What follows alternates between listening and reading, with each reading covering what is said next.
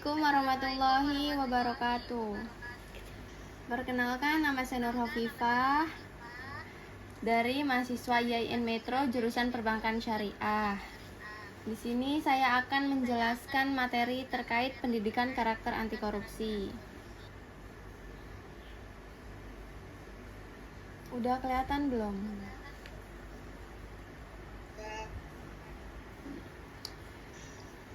Pendidikan karakter anti korupsi, dari bab pertama itu ada kekayaan Indonesia. Nah, kaya raya Indonesia. Kekayaan Indonesia terbagi melalui beberapa sektor. Yang pertama itu ada garis sejarah Indonesia. Yang kedua ada letak strategis. Yang ketiga ada kekayaan sumber daya alam. Yang keempat ada potensi maritim. Yang kelima ada kekayaan sumber daya manusia. Dan yang keenam ada kebudayaan.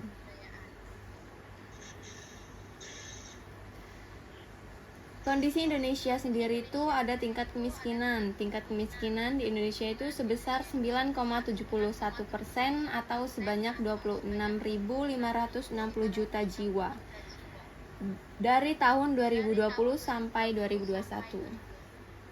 Yang kedua itu ada tingkat kesehatan. Tingkat kesehatan di Indonesia itu ada 27 dari 100 orang mengalami keluhan sakit.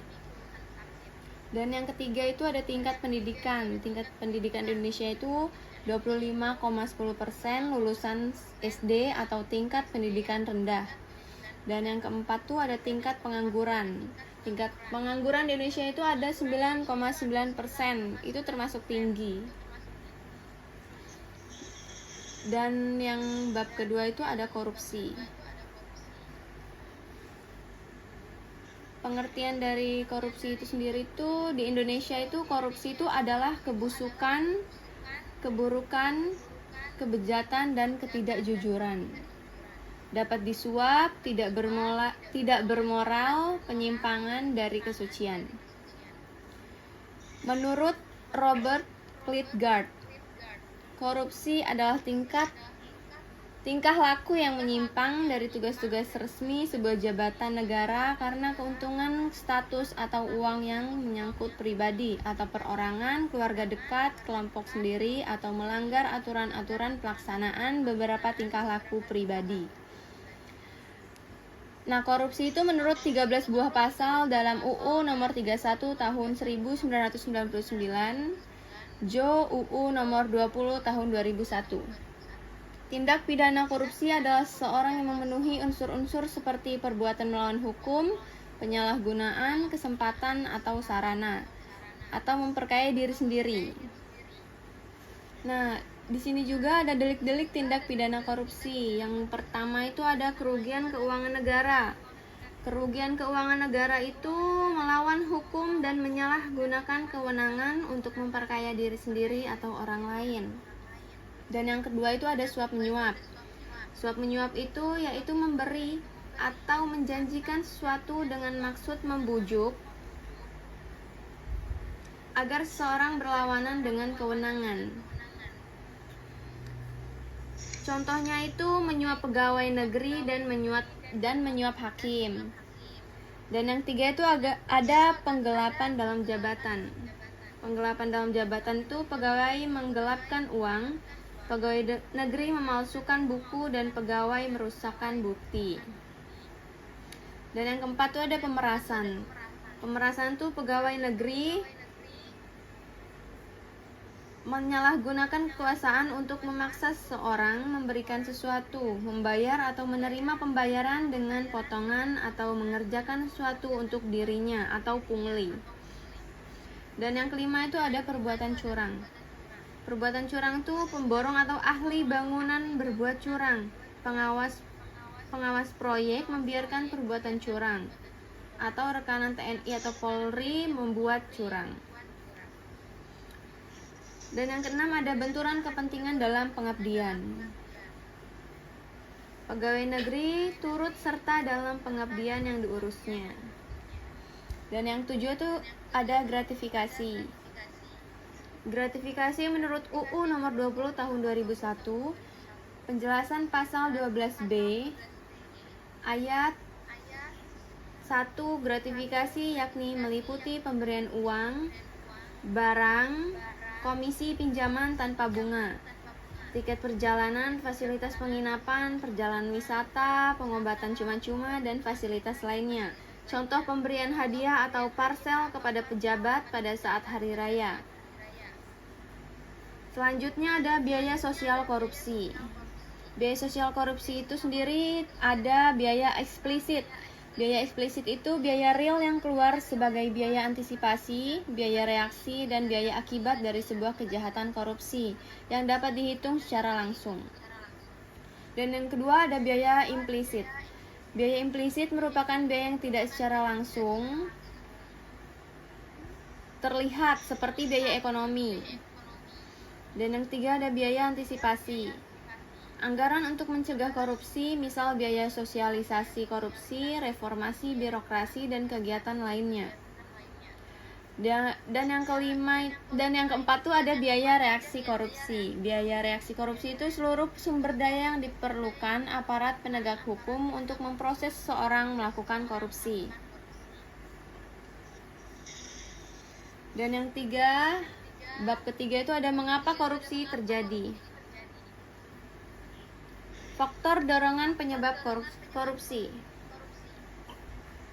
Faktor internalnya itu ada faktor penyebab korupsi yang datang dari diri pribadi, dan faktor eksternalnya itu faktor penyebab terjadinya korupsi karena sebab-sebab dari luar. Dan ada 5 aspek penyebab korupsi. Yang pertama itu ada aspek sosial. Aspek sosial itu kehidupan sosial, nilai dan budaya di masyarakat yang mendukung korupsi serta tenanakan keluarga.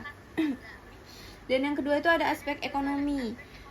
Korupsi terjadi akibat ketimpangan penghasilan dan kebutuhan. Dan yang ketiga itu ada aspek politik. Tujuan politik untuk memperkaya diri pada akhirnya menciptakan money politics. Atau yang keempat itu ada aspek hukum. Hukum sebagai faktor penyebab korupsi bisa dilihat dari dua sisi perundang-undangan atau aturan tidak jelas dan lemahnya penegakan hukum. Yang terakhir itu ada aspek organisasi. Organisasi bisa mendapatkan keuntungan dari korupsi para anggotanya yang menjadi birokrat dan bermain di antara celah-celah peraturan. Teori fraud triangle. Dalam teori tersebut ada 3 faktor yang mempengaruhi seseorang untuk melakukan korupsi, yaitu pressure atau tekanan, opportunity atau kesempatan, dan rasionalisasi atau rationalization. Menurut Ruth tahun 2000, korupsi identik dengan keserakahan. Dasar utamanya adalah self-interest dan obsesi. Aku korupsi dapat terjadi saat kita menjadi siapa saja dan dapat dilakukan oleh profesi apapun, misal sebagai pekerja atau sebagai anak. Keempat itu ada dampak masif korupsi. Dampak masif korupsi terbagi menjadi beberapa bidang, yakni dampak korupsi di bidang ekonomi. Dampak korupsi di bidang ekonomi itu ada penurunan produktivitas. Keduanya ada menurunnya pendapatan negara dari pajak. Dan yang ketiga meningkatkan utang negara. Keempat menurunnya pertumbuhan ekonomi dan investasi. Dan yang kelima ada rendahnya kualitas barang dan jasa. Keenam menambah beban dalam transaksi ekonomi. Dan yang tujuh ada ketimpangan pendapatan. Terakhir ada meningkatkan kemiskinan. Itu dari dampak korupsi di bidang ekonomi. Dan dampak korupsi di bidang pemerintahan itu ada etika sosial yang mati. Etika sosial yang mati itu tidak ada kejujuran dan keadilan bagi masyarakat. Yang kedua itu ada birokrasi atau tidak efisien. Yang ketiga itu ada hilangnya fungsi pemerintah atau korupsi memiliki dampak kepada pemerintah karena tidak mampu menjalankan fungsi yang sebenarnya. Yang ketiga itu ada dampak korupsi di bidang hukum. di bidang hukum tuh yang pertama itu ada peraturan perundang-undangan tidak efektif, yaitu hukum terasa tajam ke bawah dan tumpul ke atas.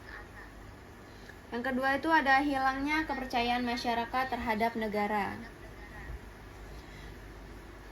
Dampak korupsi di bidang politik. Dampak korupsi di bidang politik tuh ada pemimpin yang koruptor, yaitu adanya praktik suap dari para calon-calon pemimpin partai saat pesta demokrasi akan membuat bayangan bahwa mereka juga akan menjadi calon koruptor. Yang kedua itu ada menguatnya plutokrasi. Plutokrasi itu adalah sistem politik yang dikuasai oleh kamu yang memiliki modal besar. Dan yang kelima itu ada dampak korupsi di bidang pertahanan dan keamanan. Di bidang pertahanan dan keamanan itu ada yang pertama kerawanan pertahanan dan keamanan negara, yaitu membuat fasilitas persenjataan serta hal-hal dalam pertahanan dan keamanan menjadi tidak baik. Yang kedua itu ada garis batas negara yang lemah, yaitu korupsi juga menyebabkan masyarakat yang berada di garis batas negara mengalami kemiskinan. Yang ketiga itu ada kekerasan dalam masyarakat. Dan yang terakhir ada dampak korupsi di bidang lingkungan. Yang pertama itu ada kualitas lingkungan yang rendah. Yang kedua itu ada kualitas hidup yang menurun. Kelima, terakhir ada integritas. Integritas sebagai nilai dasar perlawanan terhadap korupsi. Nilai-nilai anti korupsi pada dasarnya dapat dikelompokkan menjadi tiga aspek besar, yaitu inti, sikap, serta etos kerja. Nilai-nilai yang termasuk dalam aspek inti adalah jujur, disiplin, dan tanggung jawab. Aspek sikap adalah adil, berani, dan peduli. Aspek etos kerja adalah kerja keras, mandiri, dan sederhana. 9 nilai-nilai integritas atau anti korupsi. Yang pertama ada jujur. Jujur adalah harus lurus hati, tidak curang, dan tidak berbohong. Yang kedua adalah disiplin. Sikap mental untuk melakukan hal-hal yang seharusnya pada saat yang tepat dan benar-benar menghargai waktu. Ketiga ada tanggung jawab. Menyelesaikan pekerjaan sesuai amanah yang diberikan dengan baik, tidak mengelak, berani menghadapi dan memikul segala akibat atas pekerjaan yang dilakukan. Yang keempat itu ada adil. Adil itu berarti tidak berat sebelah dan tidak memihak siapapun. Dapat juga dikatakan berpegang pada kebenaran. Yang kelima ada berani. Berani itu berarti tidak takut menghadapi bahaya atau kesulitan. Yang keenam itu ada peduli. Peduli yaitu mengindahkan, memperhatikan, dan menghiraukan serta melibatkan diri dalam suatu persoalan, keadaan, atau kondisi di sekitar kita. Yang ketujuh itu ada kerja keras. Kerja keras itu adalah kegiatan yang dikerjakan sungguh-sungguh tanpa mengenal lelah atau berhenti sebelum target kerja tercapai. Yang kedelapan itu ada mandiri. Mandiri dimaknai dengan keadaan yang dapat berdiri sendiri tanpa bergantung pada orang lain. Dan yang terakhir itu ada sederhana. Sederhana berarti tidak berlebih-lebihan, artinya menyesuaikan dengan kebutuhan. Ada juga tokoh-tokoh yang memiliki nilai integritas. Yang pertama itu ada Bung Hatta. Bung Hatta itu wakil presiden semasanya. Bung Hatta itu nilai-nilai integritasnya adalah jujur, sederhana, dan teguh memegang prinsip. Begitulah kepribadian Muhammad Hatta, wakil presiden pertama Indonesia. Hal ini salah satunya disampaikan Mahar Marjono, mantan rektor Universitas Indonesia yang juga seorang dokter, ketika mendampingi Bung Hatta berobat ke luar negeri pada tahun 1970-an. Yang kedua ada Haji Agus Salim. Haji Agus Salim itu Menteri Luar Negeri dan juga pejuang kemerdekaan. Sikap berintegritas ini juga ditunjukkan ketika pria kelahiran 1884 ini menjabat, walau bertitel menteri dan pejabat negara, namun sikap Agus Salim perlu dicontoh karena beliau hidup dalam kesederhanaannya. Rumahnya mengontrak, atapnya bocor jika hujan tiba, namun Agus Salim tetap pada prinsipnya. Yang ketiga ada Hugeng Iman Santoso atau tokoh kepolisian Indonesia. Kepala Kepolisian Republik Indonesia periode 1968 sampai 1971. Hugeng Iman Santoso dikenal seorang yang berintegritas. Salah satu bukti sikap yang perlu dicontoh yakni adalah ketika Hugeng meminta istrinya Mary menutup toko kembang mereka sehari sebelum pelantikannya sebagai Kepala Jabatan Imigrasi tahun 1960 sampai 1965.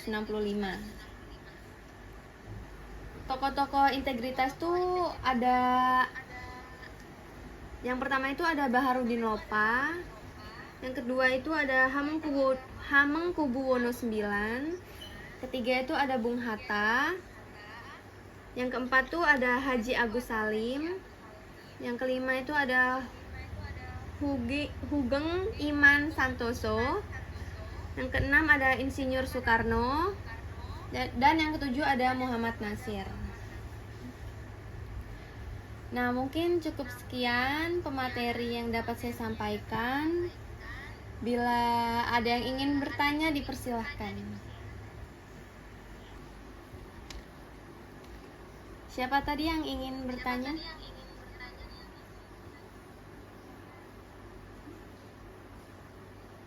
Oke, dipersilahkan. Menurut kamu, bagaimana dampak korupsi terhadap pertumbuhan ekonomi dan investasi di Indonesia? Oke, ada lagi yang ingin bertanya? Oke, aku izin jawab ya, Kak. Nah, menurut saya, dampak korupsi terhadap pertumbuhan ekonomi dan investasi di Indonesia termasuk penurunan produktivitas, penurunan pendapatan negara dari pajak, meningkatkan utang negara, menurunkan pertumbuhan ekonomi dan investasi, dan rendahnya kualitas barang dan jasa, serta menambah beban dalam transaksi ekonomi. Jelas tidak, Kak? Jelas. Ada lagi yang ingin bertanya? Kalau tidak ada, mungkin cukup sekian pemaparan materi dari saya. Mohon maaf bila banyak kekurangan atau kesalahan dalam penyebutan kata. Terima kasih ya semua sudah meluangkan waktunya. Wabillahi taufiq wal hidayah. Wassalamualaikum warahmatullahi wabarakatuh.